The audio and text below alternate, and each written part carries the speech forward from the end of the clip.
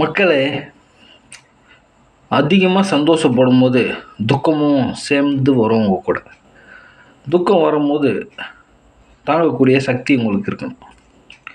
அதாவது இன்பம் எவ்வளோ வருதோ துன்பமும் கூடவே வரும்.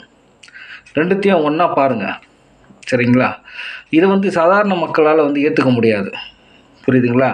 இது எதை சொல்ல வரேன்னா, பெங்களூரில் நடந்ததா. அதிகமான சந்தோஷத்தை நீங்கள் எத்தனை வருஷம் கழிச்சு வேணால் ஜெயிச்சிருக்கலாம். ஆனால் அதிகமான சந்தோஷத்தை நீங்கள் வெளிப்படுத்துனீங்க பெங்களூர் மக்கள். அதுக்கு விளைவு 15 உயிர் பலி. அப்போ உங்களால் சந்தோஷமும் கொண்டாட முடியல. புரியுங்களா? ரொம்ப சந்தோஷமாகவும் இருக்க முடியல. நினச்சி பாருங்கள், விராட் கோலி ரொம்ப சந்தோஷமாக இருப்பாரா? 15 உயிர் போயிடுச்சு. அதனால் சந்தோஷம் வரும்போது கூட துக்கம் வரும். அதனால் நீங்கள் உஷாராக இருங்க, பாதுகாப்பாக இருங்க. சரிங்களா? அதனால் ரொம்பவும் ஓவர் எக்ஸ்பெக்டேஷனோட ரொம்ப கொண்டாடினீங்கன்னா இது மாதிரி ஒரு நிகழ்ச்சிகள் நடக்கும். இன்டர்நேஷ்னல் மேட்ச் கிடையாது, ஒரு ஐபிஎல், ஒரு கமர்ஷியல் மேட்ச். புரியுதுங்களா?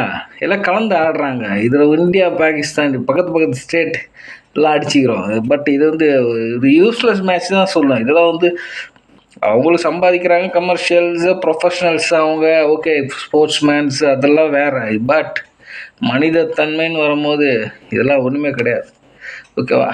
நன்றி, பாய்.